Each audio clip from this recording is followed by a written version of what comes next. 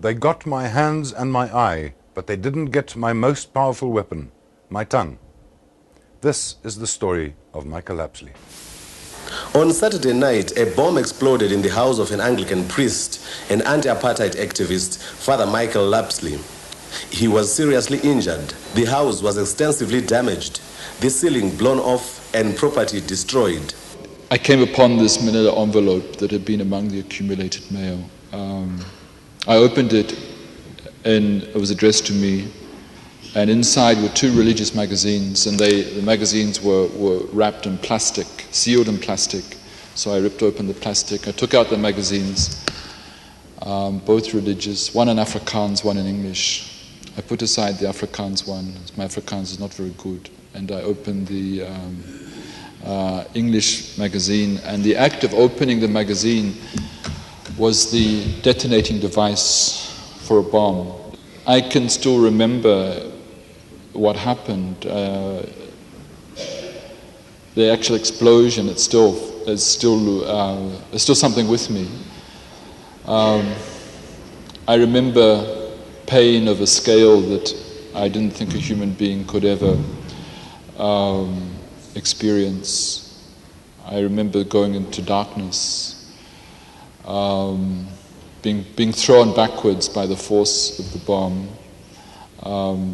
The exact angle saved my life that I opened it. I opened it on a small coffee table. If I'd opened it in something like this, a table like this, it would have killed me because it would have knocked out the heart or knocked off the head. I saw Michael 3 days after the bomb in the hospital in Harare. It was an awful sight. His face was charred and blackened. His beard had melted into his skin. His face was swollen to twice its normal size. In fact, the only way that I could recognize him was by a single gold filling which he has in his teeth. Both of his hands were taken off. He needed to hold his stumps up all the time because anything touching them caused him the most extraordinary pain. You were born in New Zealand and you came to our country to serve the people here. And this is what we have done to you. Why are you still here? What is your relationship with South Africa and South Africans? Not long after I arrived in South Africa, I came to the conclusion that I must either go home or make it home. I came to the conclusion that if I was to have a right to participate in the process of transforming South Africa, of fighting for a free South Africa, I couldn't keep my passport in my back pocket and think, well, when the going gets tough, I'll run away. That I had to play for keeps. And I made very early on an irrevocable commitment. In December 1982, the South African Defence Force attacked Lesotho and left 42 people dead. I was away from Lesotho at the time, but was believed by some people, particularly by the church, to have been a possible target of that massacre. On that occasion, I took a vow that my own life would be dedicated to ending apartheid and creating a society in which little children could go to bed at night and wake up safe. After I was bombed, I spent a month in hospital in Harare, 6 months in hospital in Australia. Then I came back to Zimbabwe, and then it became possible to return to South Africa. And many Zimbabweans said to me, "Why do you return to South Africa? Are you crazy? Those people tried to kill you. Why go back? Stay here with us." And I said to them, well, I was in Zimbabwe because I was in exile. I was in Zimbabwe as a result of the struggle for liberation. It's now possible to return. But also because of how I was enabled to respond to my bombing, I believe that I have a part to play in the healing of the nation. But why was this Anglican priest such a threat to the former South African government? My conclusion is that it was my theology that in the end was the threat, that part of my work was the work not just of mobilizing, but unmasking the claim of the apartheid regime in any sense to be Christian.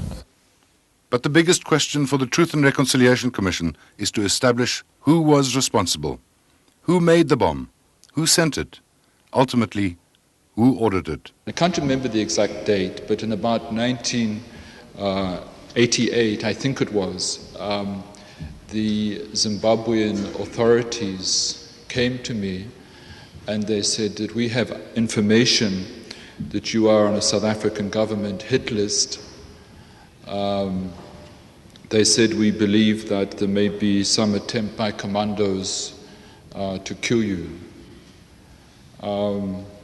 It's one of the moments I remember when I was called into this office and told that the government of South Africa wishes to kill you. That bomb was so sophisticated that it could come through the post, registered mail from South Africa to Zimbabwe, and not explode until I opened it.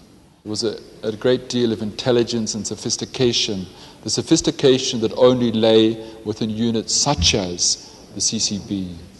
During the 1980s, 3 security force units attacked and assassinated anti-apartheid activists in the neighboring states: the Security Police, the Defense Force Civil Cooperation Bureau, CCB, and Military Intelligence. The CCB's Zimbabwean cell was one of the most active and carried out operations throughout the 80s. This man was the field commander of the CCB in Zimbabwe, Kit Christopher Borden. He says his unit ceased to exist after the arrest by the Central Intelligence Organization of Zimbabwe. He denies that he bombed Father Lapsley. It is not known to what extent CCB activities in Zimbabwe continued after the arrest of Borden's cell. When Father Lapsley received his parcel in April 1990, the CCB was officially disbanded. It is known, however, that the security police blew people up with parcel bombs. Former super spy Craig Williamson admitted to the parcel bombs that killed Ruth First and Jeanette and Katrein Skoon. Former Vlakplaas commander Eugene de Kock is now on trial for murdering ANC lawyer Becky Mhlangeni with a parcel bomb in 1991. The security police had a technical division which specialized in the building of such devices. Father Lapsley's bomb might have been built by the security police. To my mind, I've always been clear that the person I hold responsible ultimately for my bombing is F.W. de Klerk. I spoke to Van Zyl Slabbert, and he said, I, Van Zyl Slabbert, went to de Klerk and told him about the death squads. He cannot say he didn't know.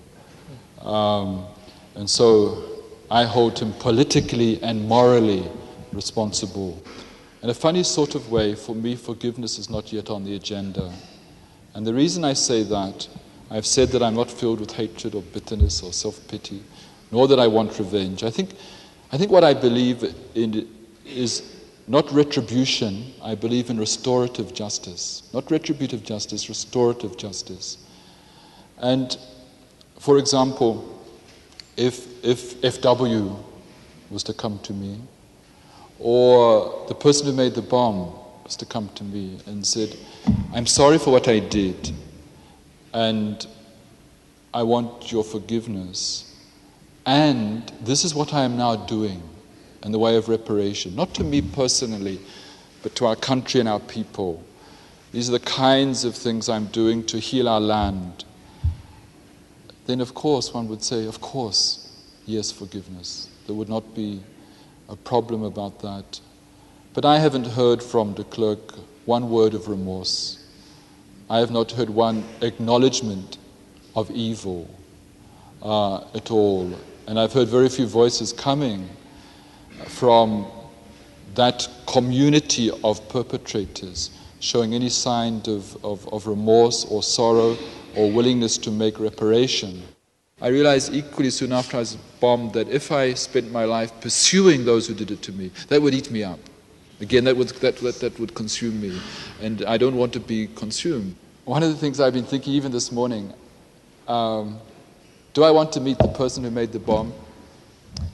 Well, the answer is it depends. I don't know if I could cope with somebody who doesn't care.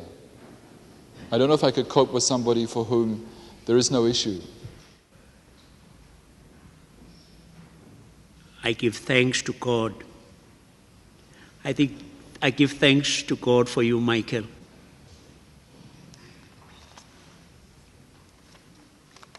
Thank you.